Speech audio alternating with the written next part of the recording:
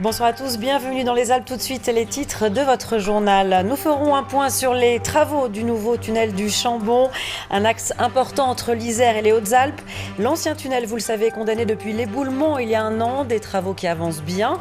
Il devrait en partie être terminé pour la saison de ski en décembre.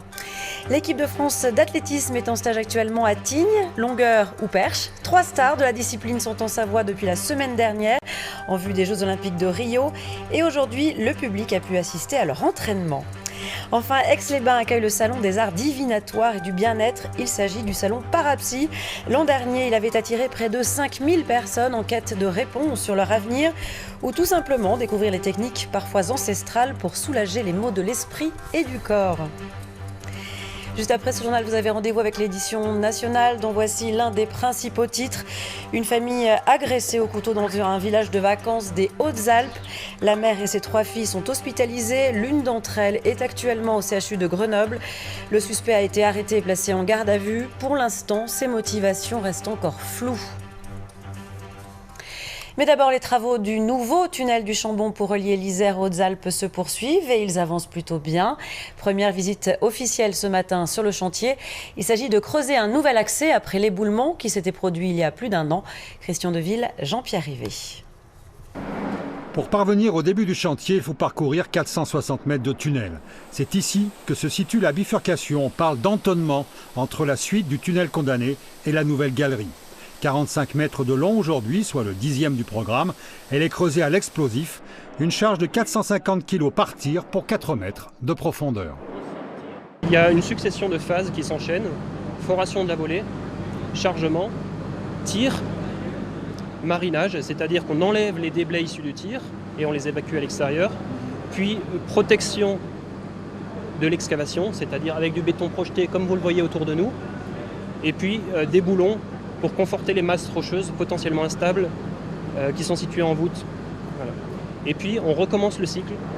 La roche du schiste est jugée bonne. Les travaux avancent selon le plan prévu, c'est-à-dire à cadence renforcée. On travaille en 3 postes de 8 heures, 7 jours sur 7, donc non-stop, donc dans le tunnel. Donc pour ça, l'entreprise fait appel à 5 équipes de mineurs pour pouvoir faire les roulements sur 3 jours, enfin sur 3 postes de 8 heures. Donc y compris jours fériés et week-ends bien sûr, jusqu'à la fin du chantier de percement du tunnel. Au total, ce sont près de 50 personnes qui travaillent simultanément sur 3 chantiers, le creusement du tunnel, l'aménagement de la sortie amont et la réalisation d'une sécurité incendie. Donc aujourd'hui, nous sommes conformes au planning et notre objectif est de réouvrir le tunnel d'une façon provisoire mi-décembre jusqu'au 15 mars, de façon à assurer la saison hivernale sur les stations de loisons. Une nouvelle fermeture interviendra alors pour finaliser l'ouvrage, trottoir, signalisation, éclairage, pour une livraison définitive avant la fin 2017. Un autre chantier à présent, celui qui se déroule actuellement dans le Nord-Isère. Il s'agit de sécuriser et optimiser le réseau électrique entre Lyon et Montélimar dans la vallée du Rhône. Un nouveau câble est en train d'être installé et ce avec une technique bien particulière. Aude Henry, Thierry Swiderski. C'est un vaste chantier de rénovation dont l'impact au sol est des plus limités. Tout se passe à 60 mètres de hauteur grâce à un jeu de poulies. 280 km de câbles sont en train d'être déroulés entre Lyon et Montélimar. Mais avant d'intervenir sur les pylônes, les équipes ont dû se familiariser avec la technique. On a dû faire des ateliers sur nos dépôts à Marseille et à Albon, pour mettre en place la méthode à travailler pour tous les ouvriers, pour tous les monteurs. La méthode permet la mise en place du nouveau câble d'un seul tenant sur une portion de 5 km. La technique est innovante, le matériel l'est également. Le nouveau câble permet de faire passer plus de courant et c'est son cœur d'acier qui sécurise la ligne. Le challenge, c'est quand on fait passer plus de courant, ça va échauffer le câble. En s'échauffant, il va se dilater. En se dilatant, il va descendre. Donc le but du jeu, c'est de maîtriser cette descente. Et donc toute la performance pour maîtriser cette caractéristique, c'est faire des matériaux qui se dilatent moins en fonction de la température. Pour RTE, ce changement de câble a 2 objectifs majeurs. On gagne à la fois sur les aspects mécaniques, qui permettent de garantir la sécurité des tiers et de maintenir des distances au sol conformément à la réglementation. et transiter 60% d'électricité en plus que les câbles existants. Des chantiers, il y en aura d'autres dans la région entre maintenance, rénovation et nouveaux raccordements. Le réseau de transport d'électricité devrait investir 1 milliard d'euros d'ici 2020 en Auvergne-Rhône-Alpes. Cette information à lire sur notre site internet France 3 Alpes. Un alpiniste originaire de Chambéry est mort en Vanoise ce mardi. Il a dévissé alors qu'il procédait à l'ascension de la Dent Arrachée. C'est son ami qui a donné l'alerte. Une nouvelle preuve de solidarité des Français via notamment les réseaux sociaux. Une famille originaire des Vosges dont 3 membres sont touchés par une maladie orpheline va pouvoir trouver un hébergement sur la région grenobloise pour suivre le traitement à l'hôpital de Grenoble. Le déménagement se fera fin août. Isabelle Colbrand, Jordan Guéant. La maladie est orpheline, elle est génétique et touche Sabrina et les 2 enfants, Luna 4 ans et Léo 3 ans. Une maladie au nom barbare, angioedème bradykinnique de type 1, dont les symptômes en période de crise sont des œdèmes au larynx et à l'abdomen, avec très souvent l'intervention du SAMU et l'hospitalisation. Le centre de référence de cette pathologie se trouve au CHU de Grenoble. Alors depuis des années, la vie de cette famille s'égrenait au fil des kilomètres. Donc régulièrement les allers-retours du département des Vosges jusque Grenoble. Ces allers-retours créent des risques potentiels, que ce soit sur la route. L'année dernière, on a fait 51 000 km. 51 000 km, c'est quasiment que du Grenoble-Vosges et Vosges-Grenoble. Johan et Sabrina ont donc décidé de s'installer définitivement à Grenoble. Il va y avoir un suivi qui va être un suivi de proximité avec des médecins de qualité puisqu'ils connaissent par cœur cette pathologie et voilà, donc il va y avoir une amélioration de notre vie de toute façon. Via leur page Facebook, ils ont fait appel à la solidarité. On a fait un appel à la solidarité pour justement qu'on puisse trouver ne serait-ce qu'un hébergement pour pouvoir faire les démarches, trouver une maison. Et on a eu beaucoup d'appels et beaucoup de messages de soutien. Des messages de soutien qui nous ont beaucoup touchés, qui nous ont émus aux larmes parce que voilà, on a l'impression de ne plus être seul dans ce combat de tous les jours et oui, ça fait vraiment très chaud au cœur. Fin août, ils doivent emménager définitivement à Revel. Pour financer leur déménagement et leur installation, ils ont encore besoin de cet élan de solidarité qui les a tant émus. Les Jeux Olympiques de Rio se rapprochent. Alors les athlètes peaufinent leur entraînement comme 3 des membres de l'équipe de France d'athlétisme en stage pour 2 semaines à Tignes en Savoie. C'est l'une des stations de montagne de référence pour la préparation des sportifs français de haut niveau. Reportage Xavier Schmitt.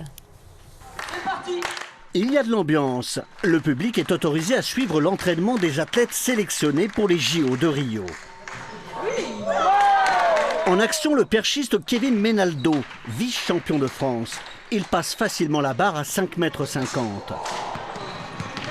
C'est la première fois qu'il saute en montagne. On est tout d'abord très vite essoufflé, mais plus les jours arrivent, plus on se sent un petit peu plus léger, on a l'impression de courir un petit peu plus vite, d'être plus fort. Et notamment à la perche, les rapports en fait, dans l'espace sont pas totalement les mêmes, en fait, les sensations sont un petit peu différentes. On leur souhaite déjà bonne chance pour Rio. On est tous avec l'équipe de France et nous sommes en vacances à Tignes. On a appris qu'il y avait des sportifs de haut niveau, alors on est venu les voir. La station de Tignes, entre 2000 et 3500 mètres d'altitude, est une référence pour la préparation des sportifs de haut niveau. 3 des membres de l'équipe de France d'athlétisme sont en stage pour 2 semaines. La perchiste Vanessa Boslac fait son grand retour. C'est un environnement qui est très sain, très nature. On est quand même déconnecté avec notre vie parisienne, quotidienne. Donc là, on a vraiment tous ces petits bénéfices. Le planning concocté par les entraîneurs est intensif. L'adaptation à l'altitude a un effet à la fois psychologique et physiologique. Les muscles, le corps, toute la circulation du sang sont beaucoup plus rapides, sont beaucoup plus efficaces et forcément les performances sportives sont plus efficaces.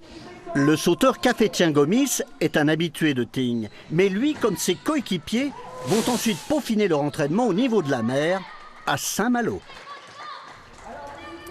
On y croit ou pas, mais les arts divinatoires attirent toujours plus de personnes en quête de réponses. Des arts qui ont leur salon depuis 19 ans à Aix-les-Bains. Un rendez-vous qui s'est au fil du temps élargi à tout ce qui touche à la forme et au bien-être dans une approche spirituelle. Aurélie Massé et Jordan Guéant. Vous êtes quelqu'un qui a des besoins. Besoin d'entendre parler de soi. Nous sommes, paraît-il, près de 10 millions à consulter au moins une fois par an un voyant. Là, justement, à partir de maintenant, à partir de votre anniversaire, c'est une période un peu difficile. Et les Français ont une préférence pour certaines méthodes. Ici, le tarot associé à la numérologie. C'est l'approche qu'Agnès a choisie pour développer un don qu'elle dit avoir depuis toujours. Mon but à moi, c'est pas de raconter des histoires pour faire plaisir comme on faisait il y a 10, 20 ans, 30 ans. Enfin, ce que je veux, c'est que les gens se sentent bien. C'est leur donner la possibilité de comprendre ce qu'ils ont à l'intérieur pour pouvoir vivre. Parce que de toute façon, faire de la voyance pour de la voyance, je pense que ça ne sert pas à grand-chose. La recherche du bien-être, fil conducteur de ce salon. Sur le stand d'Annie, les bols chantants invitent à la méditation. Une technique transmise par les lamas tibétains. Donc ça apporte une certaine paix. Vous voyez, toutes les pensées s'arrêtent et ça vous met dans un état de relaxation. Envie d'une thérapie énergétique, voici les cristaux qui renvoient la lumière. Ou encore un classique, la pierre qui éloigne les ondes négatives. Tout un programme pour soulager les maux de l'esprit, mais aussi ceux du corps. Dans un espace plus calme de la salle, rencontre avec Kim, la guérisseuse. Je suis née avec ma main qui soigne et c'est depuis 4 générations. Je travaille par l'acupression avec mes mains et il y a d'autres techniques donc, thérapeutiques. Voilà. Je m'adapte à chaque personne et selon l'état pathologie de chacun. On est bien dans sa tête, on est bien dans son corps. Quand on n'est pas bien dans son corps, on se sent mal dans sa tête, ce qui est vrai pour tout le monde. L'idée de rassembler en même temps la forme, le bien-être et les arts divinatoires permet une osmose qui est très intéressante. L'an dernier, Parapsy a attiré à Aix-les-Bains près de 5000 personnes. Madame Irma vous y attend jusqu'au 24 juillet. Je vous propose une balade en Chartreuse à présent, la découverte des orchidées. Le massif abrite une 60aine d'espèces, mais encore faut-il les reconnaître. Pour cela, il y a l'aide de Lise, accompagnatrice en montagne et bien sûr passionnée des orchidées. Jean-Christophe Pain, Dominique Bourget. En montagne, quand vous vous promenez, comment diable reconnaître une orchidée? C'est Lise, la spécialiste, qui va vous l'expliquer. Sur les 3 pétales qui sont en avant dans le dessin floral, il y a toujours un pétale qui est un petit peu plus prédominant que les autres, qu'on appelle le labelle. C'est le labelle qui attire les insectes pollinisateurs. En montagne, en été, les fleurs rivalisent de couleurs parce qu'elles ont très peu de temps pour se reproduire. Lise a fécondé des orchidées in vitro pendant des années pour l'industrie horticole. Désormais, elle les fait découvrir en pleine nature. En fait, orchidée, ça vient du mot orchis, qui, dans son étymologie, le terme grec, qui veut dire testicule. Et pourtant, c'est la fleur dont l'intimité est la mieux cachée. Paradoxe de l'orchidée. En Chartreuse, vous pourrez notamment rencontrer l'orchidée sureau, la gymnadénia ou petite mouche, l'orchidée musc, tout de blanc vêtu, la globuleuse. En fait, la graine d'orchidée, elle est minuscule. Tu vois, là, ce sont des petites fleurs. Chaque petite fleur va former sa propre graine et sa propre capsule. Et dans chaque capsule, tu vas trouver des centaines, voire des milliers de graines. Et comme elles sont minuscules, elles ne peuvent pas avoir leurs propres nutriments. Donc elles vont être obligées de rentrer en symbiose avec un champignon qui, lui, il est installé dans le sol parce que c'est la plante mère qui l'a installé. Symbiose parfaite, histoire d'amour au naturel, comme celle du troll et de sa mouche. Ah, la nature nous réserve bien des surprises. Voyez pour finir la doronique, qui n'est pas une orchidée, mais une composée. Chaque pétale là, que tu vois, il a son propre système de reproduction, là, les organes mâles-femelles. Et en fait, là, il y a une centaine de fleurs qui sont regroupées, hein, vraiment dans le cœur. Donc c'est pour ça qu'on les appelait les composés. La Chartreuse est riche de biotopes très variés. Les moines ont défriché la forêt, permettant à la flore de mieux s'exprimer. Ils en ont tiré la fameuse liqueur, 140 plantes, recette secrète. Oui, la Chartreuse recèle encore bien des mystères. Contrairement à Nice, où elle devait jouer le 15 juillet, le concert de Rihanna a été maintenu à Lyon. Il se déroule ce soir au Parc Olympique Lyonnais. Un concert très attendu par les nombreux fans venus tôt cet après-midi sous une chaleur écrasante. Sylvie Cozzolino avec Benjamin Métral. Des heures d'attente sous un soleil de plomb. À près de 40 degrés, quelques-uns n'ont pas tenu le choc. Rihanna au Parc OL, c'est le premier concert en France de la star internationale, celui de Nice ayant été annulé suite à la tuerie du 14 juillet. Un peu anesthésiés par la chaleur, les fans ont tout de même donné. Shine bright like a diamond, we're beautiful like diamonds in the sky. It's with me so amazing, no work, no vacation. Par exemple, nous deux, on voudrait faire chanteur plus tard. Et c'est inspirant en fait de voir des chanteurs, des chanteuses, quelqu'un qui vient de loin, ouais, elle vient des Barbades. 16h30, ruée vers le stade, billets en main. Un concert de Rihanna, c'est l'assurance de vendre des places comme des petits pains. Une centaine de fans a payé plus pour avoir le privilège de se retrouver tout devant, le nez collé à la barrière.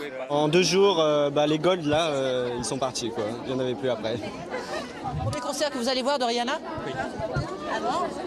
Excité. C'est Rihanna, il n'y a pas de mots. Ouais, il n'y a pas de mots. Je sais pas comment dire, c'est juste Rihanna. Rihanna, premier concert dans le tout nouveau Parc OL. La dernière fois que l'on avait entendu de la musique ici, c'était pendant l'Euro. Souvenez-vous des Irlandais qui chantaient à tue-tête. Charge à Rihanna de faire aussi bien ce soir. Suite de notre balade touristique dans la région. Toute cette semaine encore, nous vous donnons quelques idées de visite. Direction ce soir les routes du Beaujolais en 2 chevaux.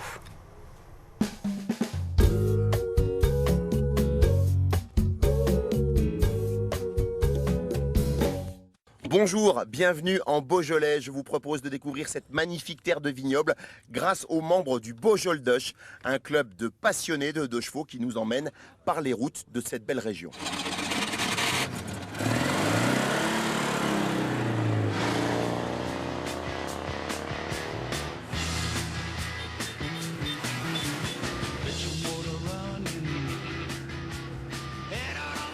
Dans la 2 chevaux rouge, c'est Edith, un des piliers de l'association Beaujoldush. Régulièrement, elle est trahie par la mécanique. Alors avec ses amis, cette opération réparation. J'ai mon alternateur qui ne fonctionne pas ou mon régulateur, enfin on ne sait pas trop. Et je vais récupérer ma batterie. Ici, c'est le QG, une sorte de magasin de pièces détachées et un réservoir de bonne volonté où l'on apprend grâce aux amis expérimentés. Chaque fois que j'ai une panne, j'apprends comment ça marche dans le moteur. Et du coup, j'ai eu des pannes, tout ce qui est allumage, bougie, ça y est, bobine, je sais, j'ai compris. Et maintenant, je suis à alternateur, régulateur, batterie, j'apprends comment ça marche. Voilà. Ah, j'y arrive pas. Jean-Paul, j'ai besoin de toi pour l'enlever. Pour la plupart des membres de l'association, la 2 chevaux se vit au quotidien. Et dans les villages et les collines du Beaujolais, sur les chemins des vignes, c'est la voiture idéale, en tout cas pour ces fondus. Le Beaujolais en 2 chevaux, c'est le Beaujolais en liberté. La 2 chevaux, c'est la souplesse, c'est l'évasion, c'est merveilleux. On peut aller à droite, à gauche, passer les petits chemins, les grands chemins, tout. On peut partir partout avec une 2 chevaux, c'est formidable. Et ça rappelle ma jeunesse en plus.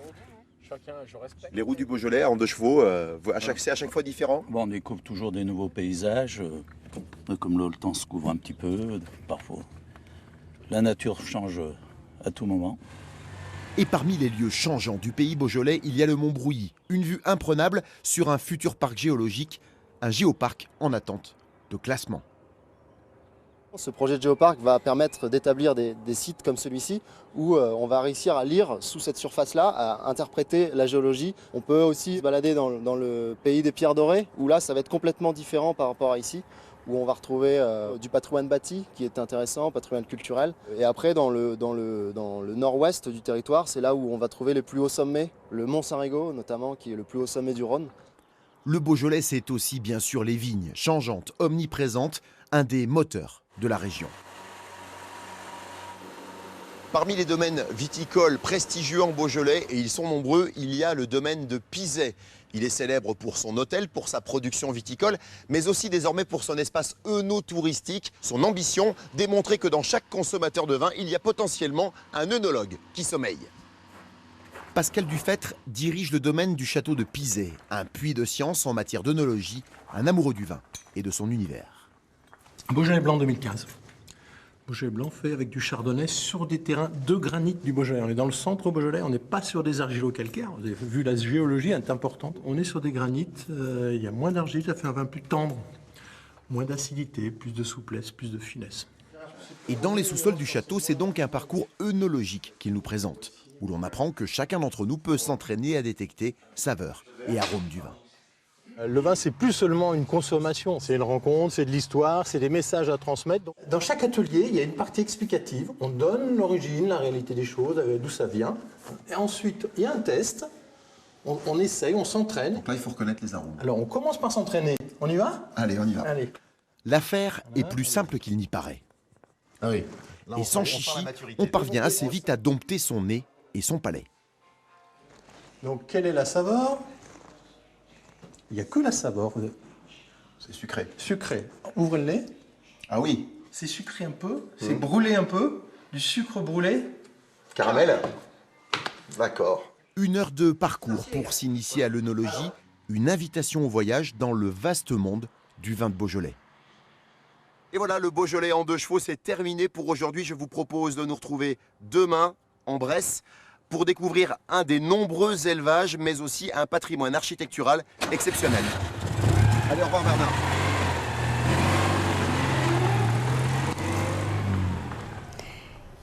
Et avant de refermer ce journal, je vous rappelle l'une des principales informations que nous avons développées. Les travaux du nouveau tunnel du Chambon pour relier l'Isère aux Hautes-Alpes se poursuivent et ils avancent bien.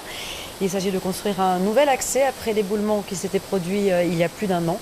Le percement se fait uniquement côté Isère et le nouveau tunnel devrait pouvoir ouvrir en décembre pour la saison d'hiver.